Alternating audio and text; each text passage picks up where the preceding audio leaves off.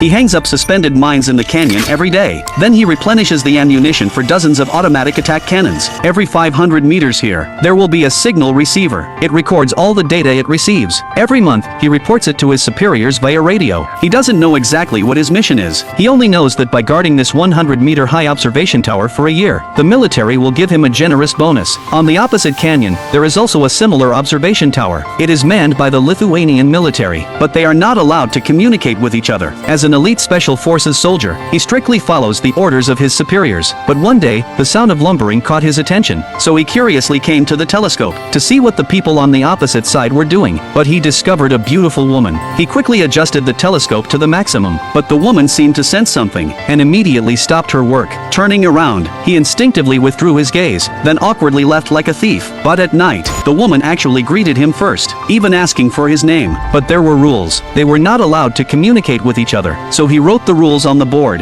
Noticing that the woman was a straight man, the woman was a bit surprised. She quickly wrote another sentence, saying her name was Daisy. Today was her birthday, so she would do whatever she wanted. He was amused by Daisy's rebelliousness, and finally, against military orders, told Daisy his name was Jeff. To make the birthday less boring, Daisy asked Jeff to dance to lighten the mood, but to her surprise, Jeff rejected her.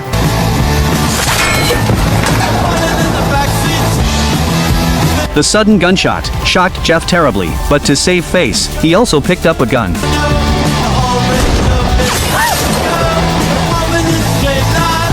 Daisy was also startled by Jeff's action, but she wasn't angry. Instead, she thought this kind of interaction was interesting, so she picked up another bottle and placed it on her head, planning to do some extreme stunts. But suddenly, she saw several unidentified creatures. She quickly warned Jeff that there was danger below the observation tower. The man, confused, looked down at the cliff and actually saw several terrifying monsters.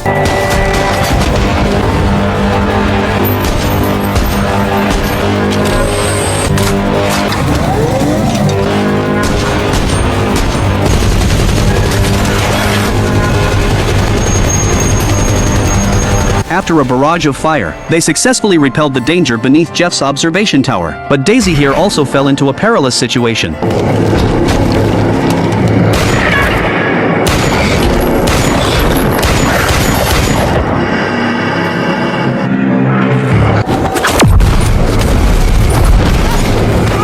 Seeing Daisy in danger, Jeff quickly raised the machine gun. This time, it was his turn to protect Daisy. Watching as there were still monsters under Jeff's observation tower, Daisy gritted her teeth in pain and stood up. The two of them aimed the machine guns, firing at each other's observation towers. But there were simply too many monsters. Just as they were about to be overwhelmed, a monster triggered the defense system. The automatic dense cannon instantly activated. Along with their gunfire, they started an endless killing spree. As time ticked by, the danger slowly began to subside. Injured, Daisy finally collapsed exhausted. A few hours later, she woke up. She first treated her wounds briefly, then noticed Jeff had been guarding her with a sniper rifle. This deeply touched her.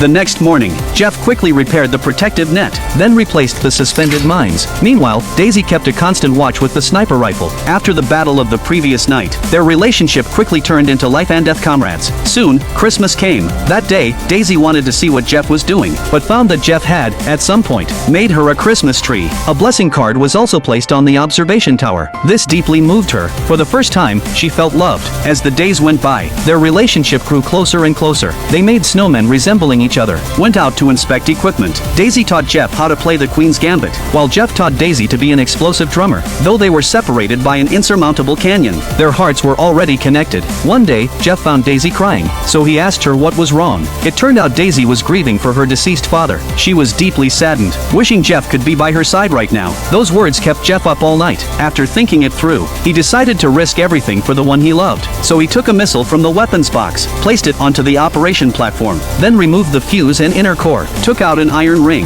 attached a steel fork, then tied a steel wire rope. When everything was ready, he took the missile to the edge of the cliff. Daisy immediately understood what Jeff was about to do.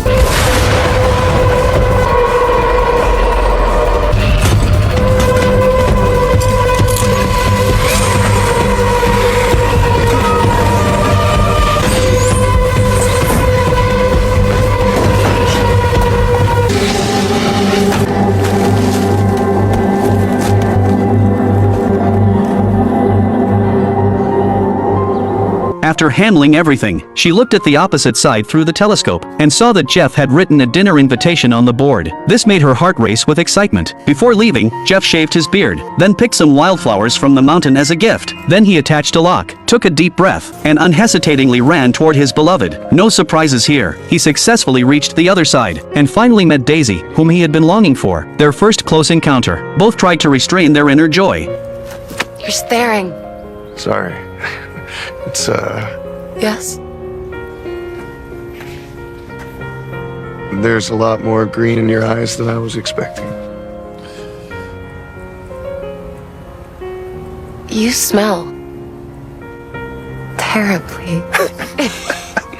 I know. I underestimated the cable sag. I had to do the back half by hand. Yeah, I don't think I can allow you to come in smelling this way. Why don't you go wash up quick at the bathhouse? I'll set out some fresh clothes for my predecessors outside the door.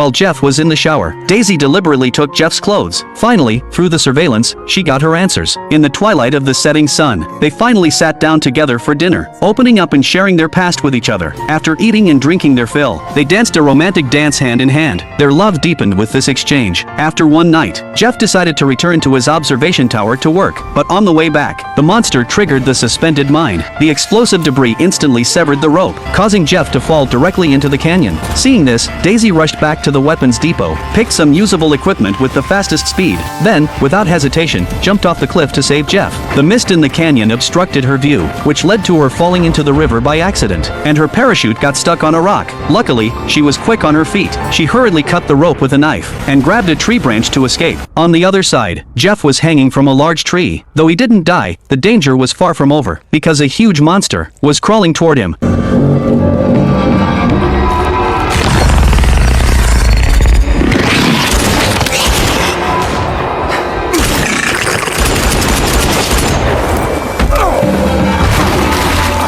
Just when he thought he had escaped, he tried to stand up but found that his body was immobile, white, sharp, and painful. Red liquid tightly bound him. Seeing that he was about to die here, Daisy suddenly arrived in time. With her excellent marksmanship, she shot down the piercing creatures one by one. Jeff's life was saved. You came for me. Like you wouldn't do the same. After breaking free from the restraints, the two decided to find an exit as quickly as possible, but the sudden yellow mist made the atmosphere tense. Before they could figure out what was going on, a monster riding a horse charged toward them. The two were knocked down by the impact.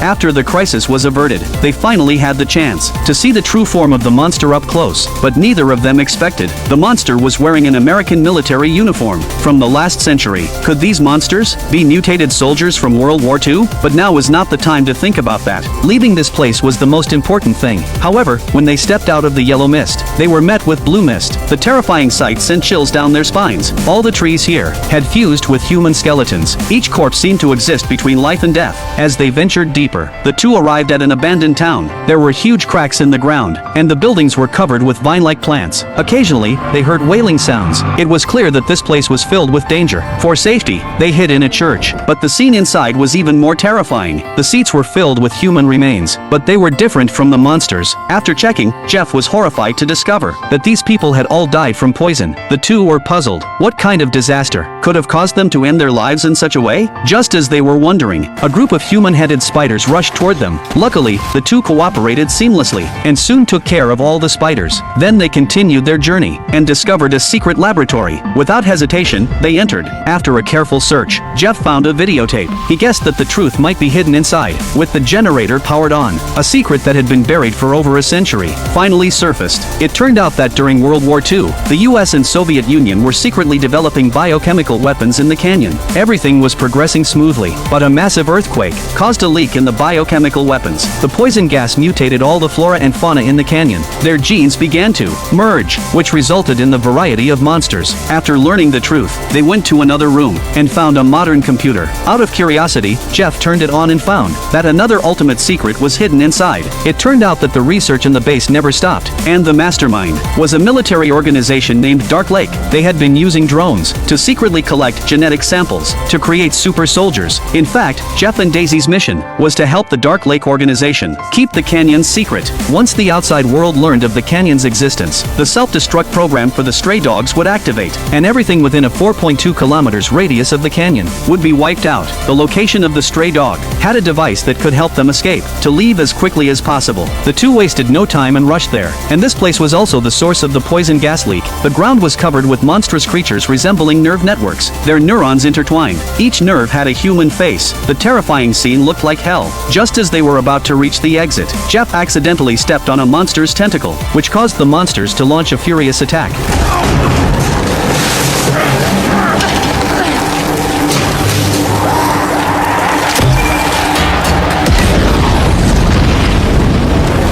With the monsters turned to ashes, the two reached the top of the nuclear bomb. In a broken warehouse, Jeff instantly thought of a way to escape. It turned out that World War II military vehicles had a powerful winch, with some simple modifications, and by finding the rope that Jeff had fallen with, they could escape. After preparing everything, the two rushed to the spot where the rope had fallen, but as Jeff fixed the winch, a swarm of monsters charged toward them.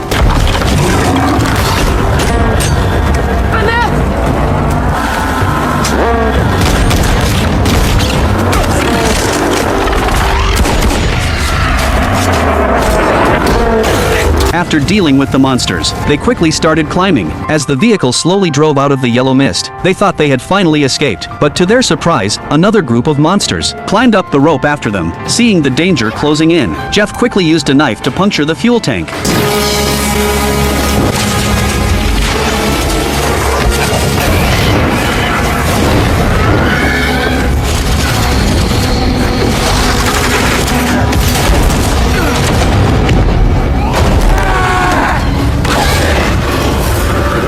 Although this temporarily repelled the monsters, they lost their life-saving vehicle. From here on out, they would have to rely on their hands to climb. Fortunately, with their persistent efforts, they finally managed to climb to the ground. But before they could rest, their female superior suddenly contacted Jeff via radio. Jeff quickly lied, claiming everything was normal. But he didn't know that his female superior had already captured their image on the computer when it was turned on. The next day, they buried the wires and decided to destroy the entire canyon. But suddenly, a helicopter from Dark Lake appeared. Seeing the fully armed soldiers and their female superior leading the charge, Jeff immediately realized that their secret had been exposed, so he quickly signaled Daisy to run. But before they could run far, several drones took off from the canyon. The drones mercilessly sprayed bullets at them. Fortunately, both of them were top snipers. Taking one shot each, they soon shot down all the drones. Then the two escaped to 3,000 meters away. Each aimed their guns at the radar.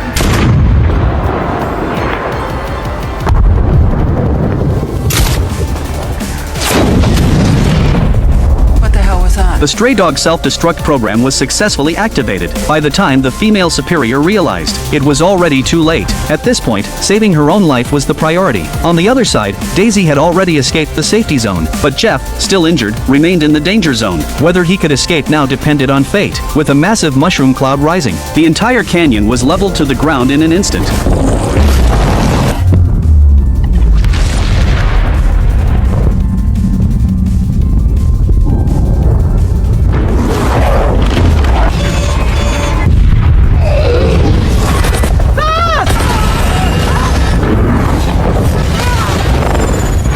In the end, Jeff was blown off the cliff by the blast of air. His life or death was unknown. Daisy went to a cave for isolation, because she and Jeff had inhaled toxic gas in the canyon before. They were worried about being infected, so they decided to quarantine themselves for 5 days. If neither of them got infected, they would meet at the beach they agreed on. Daisy waited at the beach every day, but Jeff never showed up. To keep waiting for Jeff, she even found a job as a waitress by the beach, until one afternoon 4 months later,